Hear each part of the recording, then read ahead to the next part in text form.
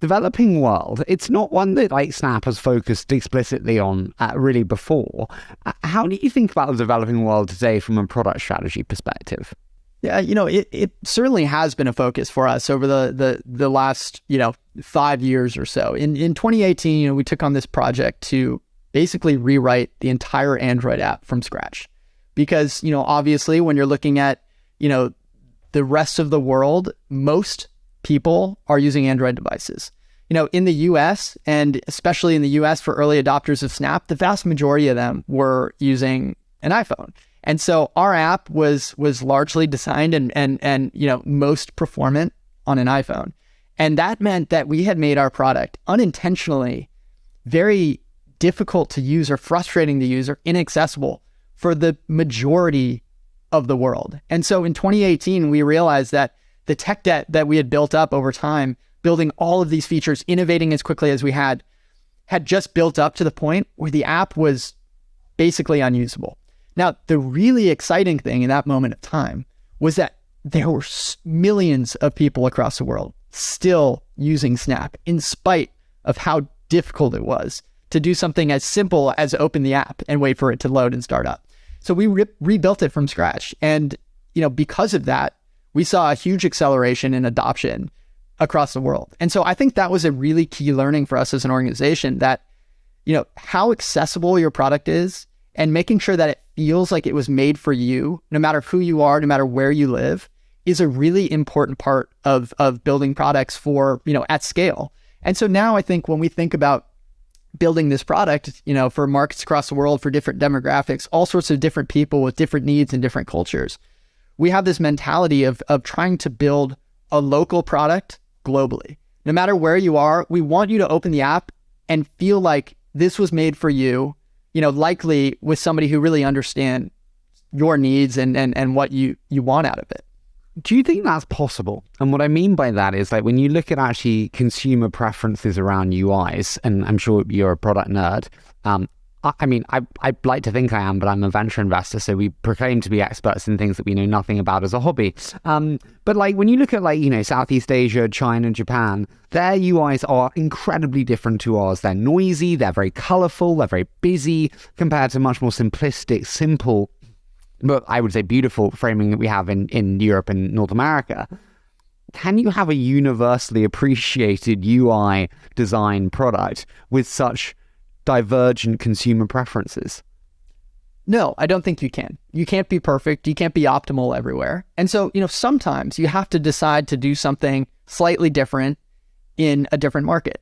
And, to make that decision, you have to feel like that market is valuable enough for you to go make the investments to differentiate your product there. But I would say certain things like the amount of, teaching in the app, the language that's used, those are things that are pretty cheap to distinguish in different markets. Now, other pieces of a product, like it's the core product value you're delivering, that's really difficult to change across markets. And so what we try to focus on are universal things that no matter where you are in the world, this is something that is going to be valuable. For example, having conversations with your closest friends and family and empowering those conversations to be more fun, more playful, more intimate and safer. That's something that's universal. No matter where you are in the world, if we can build an experience that makes that better, people are going to love it. Where is Snap not big today, but you think will be in the next few years, country-wise? Japan has been a very interesting market for us. I've always thought that is a market in which, Snap would really take off because there are certain elements to it. It's very visual. It's, it's playful. The lenses that we offer in augmented reality is something that, the Japanese market generally likes to really experiment with. Now, at the same time, they have Line, right? So they have a product experience that they're using to communicate all the time. And it's, kind of saturated that market. But Snap has always been able to overcome these other messaging services because it does it in such a different way. It offers visual communication, that empowers a different type of conversation. And so I think that's a market where, with enough focus, it's something that we can kind of take to the next stage. Did you copy Kakao Stories? So I would say the answer to that is no. You know, beyond the stories element of Kakao Stories, it was a very different product. And I'll tell you actually what Stories came from, because I think it's a great story, and actually is, you know, I think one of my favorite analogies to one of my favorite design quotes, which is the Henry Ford quote. You know, if I had asked my customers what they wanted, they would have told me faster horses. But Henry Ford, you know, went beyond the solution the customers were giving him, and he looked at the problem, which was they wanted to get from point A to point B faster. And he built the automobile, which was a better way of doing that than a faster horse, right? I love that story because that's exactly what we're talking about when we say focus, you know, on the problem, on the implicit needs, not what customers are explicitly telling you.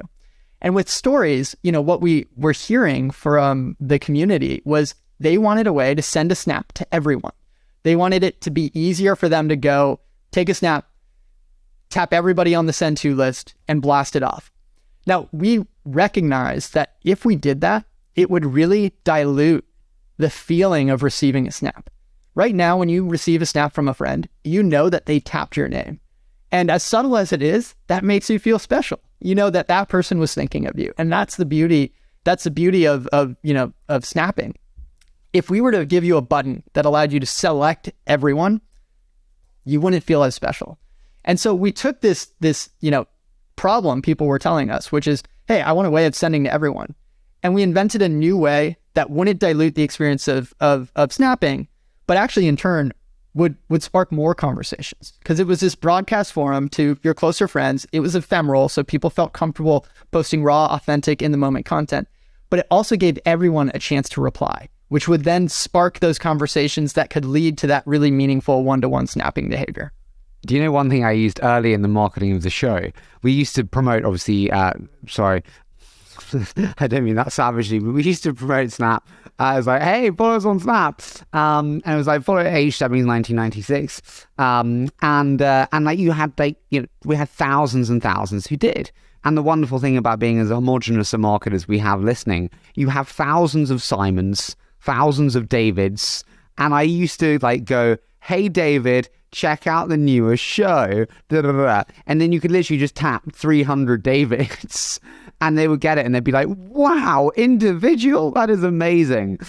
Sorry, that was just like recounting back to my memory. I love it. That's guerrilla marketing at its finest right there.